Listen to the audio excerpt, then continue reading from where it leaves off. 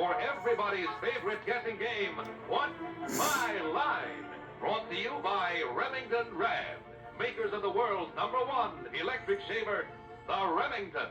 Now, let's all play What's My Line?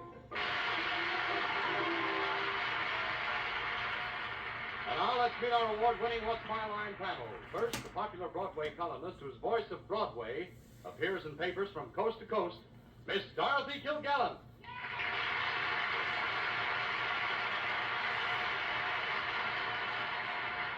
Thank you, ladies and gentlemen.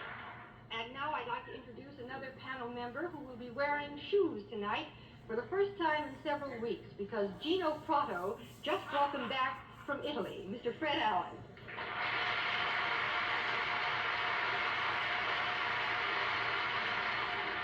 Thank you very much. May I present a young lady who has recently invented a new television quiz show. It's bigger than the $64,000 question. It's bigger than the big surprise. The winner on her new TV quiz is going to get 1 share of Ford stock. And here she is, Miss Arlene Francis.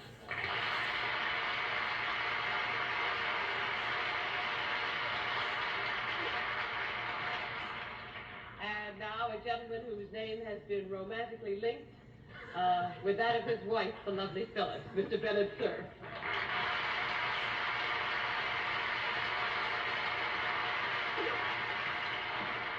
We are taller when we stand up, aren't we? I have the pleasure of introducing our panel moderator, the famous news analyst and general obfuscator, Mr. John Charles Daly.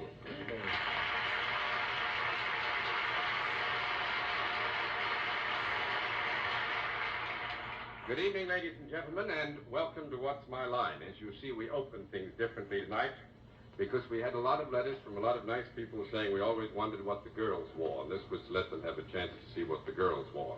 Once again tonight, we're up to the usual tricks. However, we have some nice people here with some interesting occupations, and we trust that the occupations will give my friends on the panel some trouble.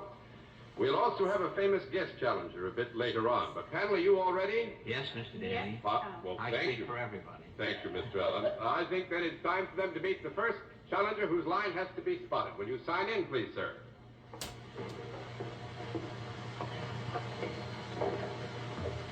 Tor. Right, sir?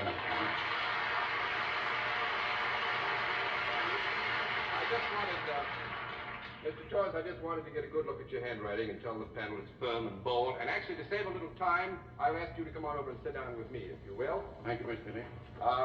Right here, sir. And one first question. Where are you from? From Washington, D.C. I live down in Washington. Yes. Good. And are you familiar with our scoring operations? How do you score this, Yes, little job here? All right. All those things having been taken care of, then let's let the people at home and our friends here in the theater know exactly what your line is.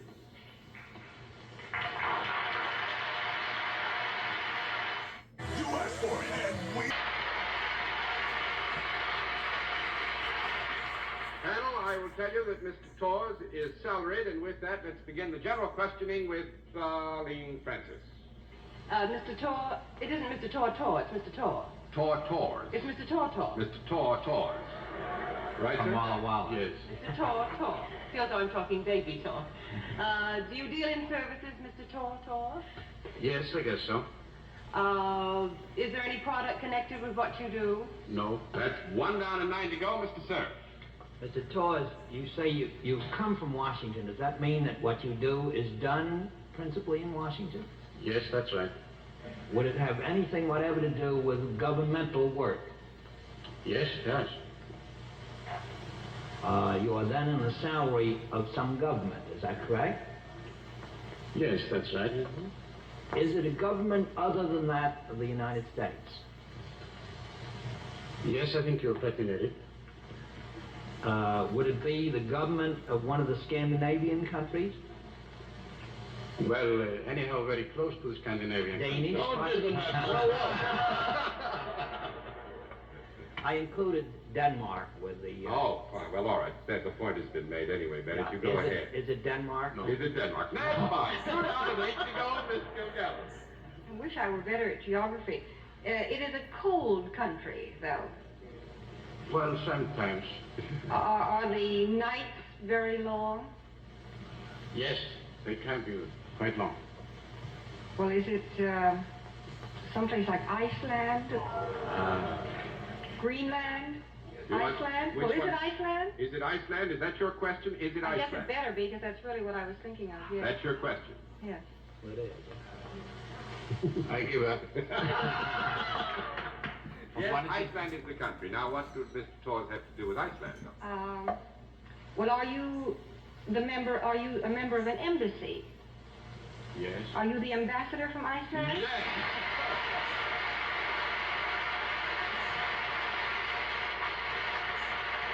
Now, with Mr. Torres' permission, I will tell you the little trap we thought we'd set for you. Mr. Torres is also the ambassador to the United Nations for Iceland, and we hope that the combination of having Mr. Torres here in New York and the UN here in New York would get you to the UN, and then we'd admit he was ambassador to the UN and say, but that's not what he does, you see. But you fooled us.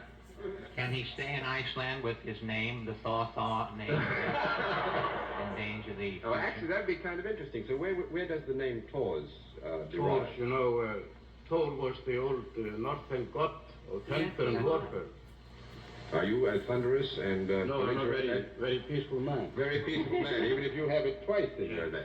Well, Mr. Ambassador, it was very nice of you to honor us with your presence, and I think that my friends on the panel would very much appreciate an opportunity. Before Mr. Torres leaves, I wish he'd do me one great favor and tell me how he pronounces the capital of Iceland. Reykjavik. Reykjavik? Yes, you said it quite well. Reykjavik. Reykjavik. Reykjavik. Yes. You planning on going there for a lecture, Bennett? Yeah, oh yeah, go there, please. Well, you might get one. Mr. Torres, thank you very much for being our guest, and would you say hello Thank to you the very panel? much. I'm sorry it was so easy. It's all my pleasure. It's nice to have you here.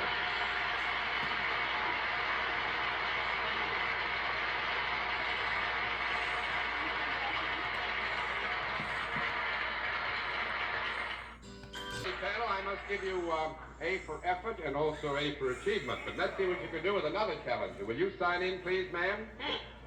Are we going to have conferences on this one? Betsy? Betsy Sherman, is that right?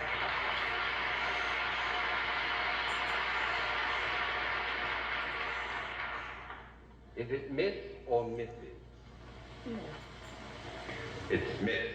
Where are you from, Miss Sherman? Los Angeles, California. Oh, that's a long way away, isn't it? Yeah. Well, it's nice of you to have come this far to see us, but I hope you won't mind a small additional journey. Would you walk down in front of the panel so they can see you, please? Hello. All right, over here, if you will, Miss Sherman, and sit right down next to me. And I would ask you, first of all, if you are familiar with our scoring system. Yes, I am. Well, you know, I sat down here, and here was this lovely big red apple. I don't know who it's for, but you can have it. Thank you. Teacher, well, if you know how we score this thing, let's let the folks at home, those here in the theater with us, know exactly what your line is.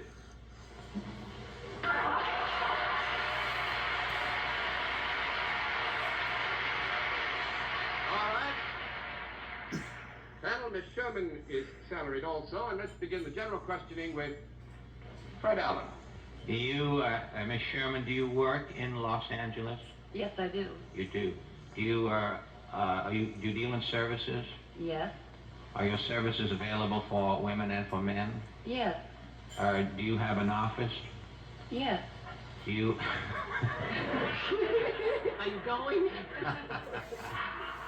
Who's watching The Office while you're here? Are you, do you wear something other than what you wear now when you, Not that I don't approve of what you have on now, I mean... But do you wear a uniform of any sort?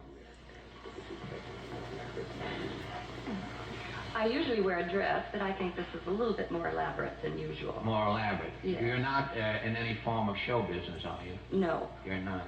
Yes, Miss Sherman is not. It's not. I'm still alive then. Yeah, you're still. That's news to me, John. I thought. Oh, I figured it. Do you? Do people come to you for your for you to dispense your services? Yes. They do come to you by appointment. Sometimes. I mean, they can they just walk in at the whim if they're passing by on the whim? No. Do you touch them? Oh, Please. Oh, I You were did. carried away there for a minute. Yes, I was. I was going downhill verbally. I should stop you. Can they just drop by? Yes, when the whims When they stop. walk, when the whims stop. This requires a conference.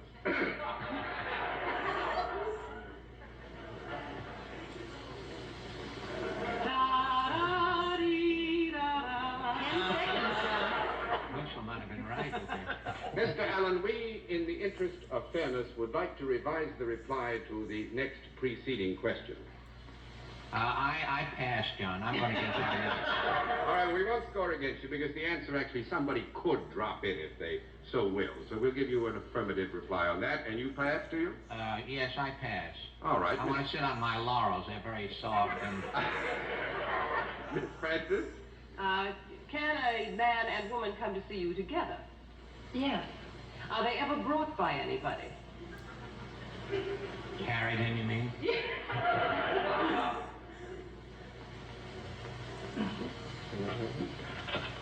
Sometimes. Do you have anything at all to do with the law? I don't mean avoiding it. You mean as somebody who is Somebody connected- who is a law-abiding citizen might use Miss Sherman's services if something had gone amiss. Well, Why don't I clarify that, shall I? Before you do. Well, no, I tell you, to be quite honest, in the terms which you just set down, a law-abiding citizen might, because something was amiss, but not necessarily criminal or fundamentally illegal. Yes. But something being amiss, they might come, I believe, to Miss Sherman. What I really meant is, does Miss Sherman have anything to do with detecting in any way? No, I wouldn't think so, no. 1 down and 9 to go, Mr. Sitt. Miss Sherman, when people come to you, do you dispense some kind of advice to them? You sometimes tell them a course of action they can pursue to their advantage? Sometimes. Would this service that you perform be in any way connected with marriage? No. No, that's 2 down and 8 to go, Miss Gilgallen. Do you make people happier, Miss Sherman? Sometimes. Well, is it possible that someone could avail himself of your service and not be happier? Well, I would say that there are instances when people who might be the recipient of Miss Sherman's services might not be happy themselves. Yeah. Now, you have said that men and women could visit you together. Could they also come to you separately? Yes. Do you work in your office in the daytime more than at night? Yes. Do people require you to do something in connection with paper? Yes. Do you have anything to do with banking or income tax? No. No, I wouldn't think so. 3 down and 7 to go, and I'm going to give you 1 more minute, panel, because you were, I think, lost on this. Do you have anything to do with the motion picture studios out there? No. 4 down and 6 to go, Miss Francis. Would children be able to use your services? No. 5 down and 5 to go, Mr. Third. You don't work in a barber shop, do you? No. 6 down and 4 to go, Miss Gilgallen. Is there any product involved in what you do? No. 7 down and 3 to go, Mr. Allen. Do you work for a profit-making organization? Yes. Congratulations. Thank you. Is it your own business? Do you control your own business? You work for somebody? Well, then, which would you like to ask? Is it your own business? Is it your own business? It's none of my business. I mean... Yeah, sure. I'm salaried. Which we announced earlier, so that would flip the card to another no, and 1 more try, Miss Would Francis. insurance of any kind have to do with your work? Gee, no. No, we'll flip all of them, and this is going to surprise you. I might say I wouldn't mind paying mine under these circumstances, because Miss Sherman is a bill collector. Oh.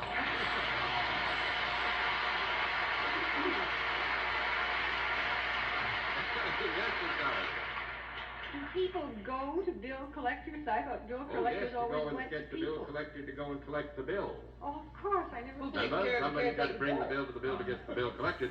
And also, Miss Sherman explained to me very often they call up on the phone and the people who owe the little stipend come in very nicely and pay it in, you know, which is awfully good of them, I think, don't you? Where is it with the, what else do you with? National Credit Exchange in Los Angeles. The National Credit Exchange. So if you must owe money and need it collected, call Miss Sherman. Yes, indeed. Thank you very much, Miss Sherman, and nice to have you with us.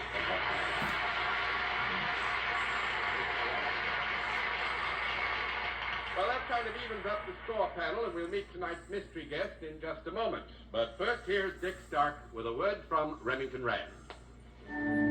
It happens every day in your own hometown. A man starts to pass a store window, stops, looks in, and there before him is the way to a cleaner, faster shave. Now, this is what he sees. A man-sized Remington electric shaver. One look at the business end of a Remington, and you can see why you'll get a cleaner, faster shave. You just can't miss with 3 shaving heads. And only Remington has 3 shaving heads to give you a cleaner, faster shave as easy as 1, 2, 3. You just can't miss with the Remington because each of those shaving heads passes over your face one after the other to take every whisker off clean and close.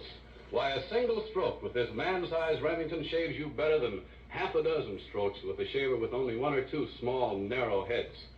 You know, the Remington shaves so clean, it can actually shave the short, close fuzz off a peach without ever harming its tender skin.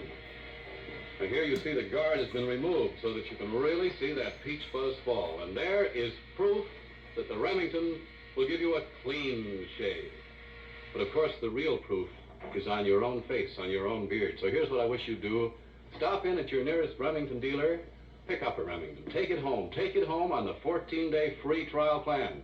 You'll find most dealers offer that plan. And be sure you bring in your old standard make electric shaver. It's worth $7.50 as a trade-in. Now, I want to make you a promise. No matter what your present shaving method, be it wet or dry, you'll get a cleaner, faster shave with the man-sized Remington electric shaver. What's more, you'll learn for yourself why Remington has made and sold more than 15 million electric shavers, more than any other make. And remember, here's a tip for the ladies. Christmas is coming soon, so for a peach of a gift, you just can't miss with a Remington. Back to school is... Come to the special feature of our program, the appearance of our mystery celebrity, for which my friends on the panel are all masked. And the masks are all in place, are they, panel? Yes. Wow, all right, will you come in, mystery challenger, and sign in, please?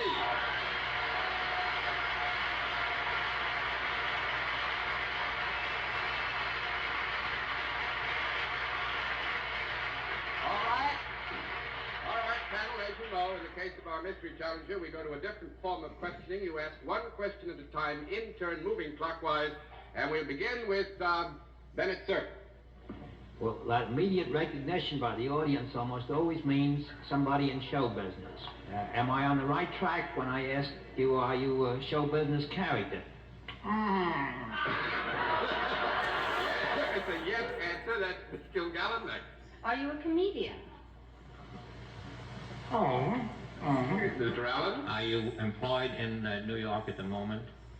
Mr. Francis? In television? Is that yes or no? Yes, that was a yes. Are you employed in television? No.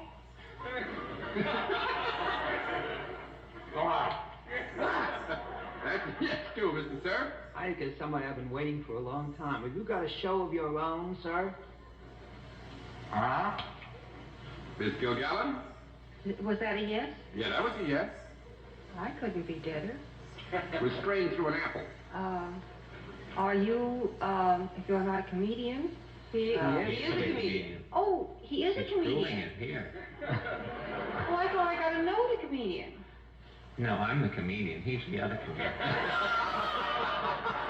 mean, that man out there, is he a comedian? That's John. Oh, I thought I got to know. Excuse me.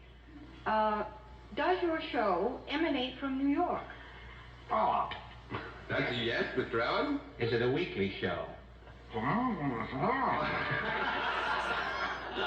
Every 7 days. I don't mean that as a Next week I'm going to get a jug of cider. It'll be easier. Miss Francis?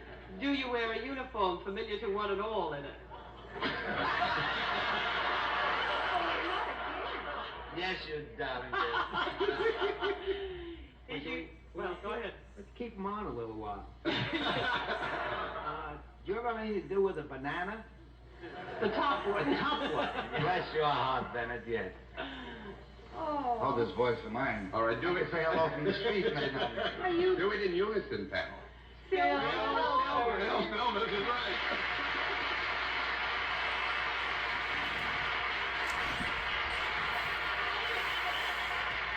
The famous Sergeant Bilko of You'll Never Get Rich on this network on Tuesday night. Yes. And this man has got the finest squad you ever saw. We had a Banshees luncheon this week in New York, which is a kind of get-together of journalists and fraternities. And Phil came and brought his squad, and this is the likeliest squad, but the thing that I think gave Phil the biggest kick of all was they were there with the Drum and Bugle Corps and the crack marching team from Fort Monmouth, and they really looked great in Knocked them comparison. out of the box. Knocked them out of the box. It's very frustrating. I'm dying to talk, but in the beginning part of my little excellent spot, these four dear people are very close friends of mine. I was at a party with Bennett only the other night. He says, when you coming on? What's my line? I said, they just don't want me, Bennett. Arlene, of course, cooks for me all the time. And that chap there, Gino. all four eyes over there. We eat at Gino's every other night. It's a little Italian restaurant. I think Fred doesn't particularly care for the food, which is excellent. But he has a hook at Lalo Brigida will walk in one night. And of course, Don, need I say more? Need I say more? But Dick is very understanding. He's been very big about it. Well, Phil, Let's talk about how great my show is. That would be a nice thing. Well, I must say this. I don't think that many people in our audience need to be told, because good heavens knows it made every column and radio critic in the country that you kind of broke through a ceiling level this past week. I'm very proud would be an inadequate word. It's a gratifying thing. It's really wonderful. Have we got time? Sure. Can I tell you how I knew we were breaking through, really? Because this is a new world of decimal points suddenly. I come in Wednesday, nobody says it was a good show. They said you went up 3 points, you know? And so I was walking in a state of shock Wednesday morning, afraid to call in about the Trendex rating. And there was a little girl walking up. It just dawns on me. I'm supposed to tell this story to Ed Morrow. Do that tomorrow. You can't leave us hanging up here now. You got All right. So this little girl, she was walking a Great Dane up the street, up Park Avenue, and it was a frisky kind of a puppy Great Dane, and the dog got the end of the leash in its mouth and was pulling the little girl, and I thought the little girl was about 13, perhaps. You know, it's tough to tell kids' ages these days. About 13 to 15, I don't know. And Fred, I wanted to say that standard joke, who's taking who for a walk, you know? But many of my friends have children. I'm kind of devoted to children. I know the instructions home, don't talk to strangers, and I figured this kid this age would not have probably known me, and I didn't want to shock her, so I let the joke pass.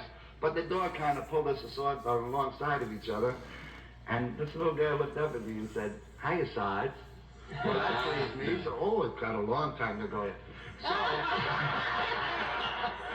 And I said, did you see my show? She says, your real name, Sarge? Are you flirting or giving me instructions? I said, that's my name on the show, Sarge. My name is Phil Silver. She says, oh, I've heard that name. She says, I saw you last night. I almost bust laughing. And I said, well, don't control it, dear. Let it come out. But remember, she's a little girl. And so I said, well, you couldn't have heard of me, dear. She says, yes, I do something with bananas. Top Banana, I said, was a show I was in, and you're too young to know about it. I said, I did another show called High Button Shoes, and I've been in some motion pictures, little girl, and so you would... She says, what is this little girl bitch? She says, I just come back from Reno.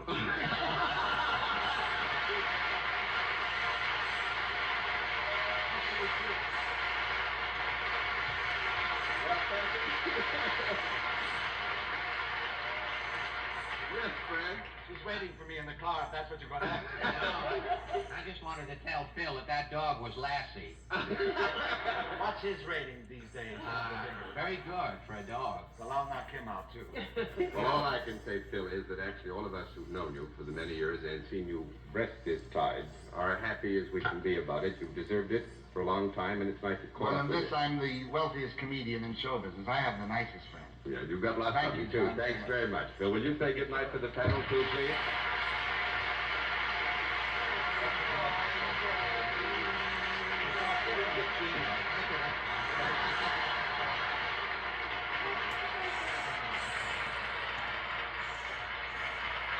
And that just goes to prove that anything can happen in television. And by the way, this is a night when we not only have celebrities, as that term is now used in a very broad sense, of course, to cover all kinds of human endeavor on the stage, we have one off the stage.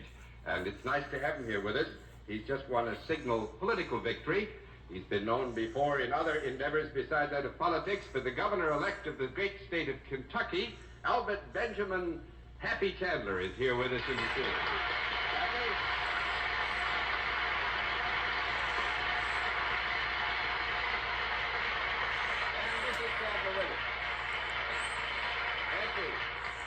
Very nice to have you with us.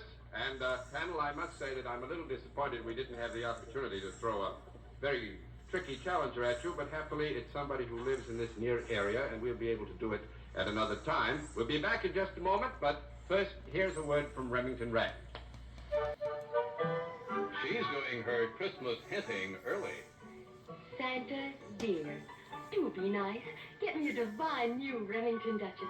Everyone says it's the first truly feminine electric shaver ever made. It is. I tried it. It's positively the only shaver especially curved for legs and for underarms, too. The Duchess gives one that naturally smooth look. Either color would be lovely, Santa. A peppermint pink or a Duchess blue Remington Duchess. This right here is... Before our panel says goodnight, may I remind you to tune in again next Sunday evening at 10:30 p.m. Eastern Standard Time, when once again we invite you to play What's My Line? For other localities, check your local listings for the date and time of our weekly series. It was given to Sue, now the whole family uses it. This new Remington Quiet Writer. No other portable has so many features, none is easier to buy. Only $1 weekly after a small down payment. So see your nearby Remington dealer. While you're there, ask for this free booklet, At Your Fingertips. 24 pages of information on the values of a portable at home and at school. Ask your Remington portable dealer for a copy of At Your Fingertips. Well, this is a night that actually is full of surprises because I've just gotten one myself. And I don't think we ought to keep it from you much longer, so to be sure that you get your surprise, all I have to say is, until next week, this is John Day saying good night, Miss Dorothy. Good night, John. I'm wearing my mask as a hat because it was made by Lily Dashay. Good night, Fred. Good night. Good night, what I can see of you, Dorothy. And good night, Arlene. John, I could have guessed Governor Chandler. You didn't give me a chance. I knew his line. I'm sorry, Miss Dashay, I can't wear it as a beard. Good night, Bettis. I'm wearing my suit because it was made by Arco McNaughton. Good night, John. Good night, ladies and gentlemen. Thanks for being with us on What's My Line? Travel arrangements on What's My Line are made for American Airlines. American Airlines supplies our contestants luxurious comfort for DC-7 flagship.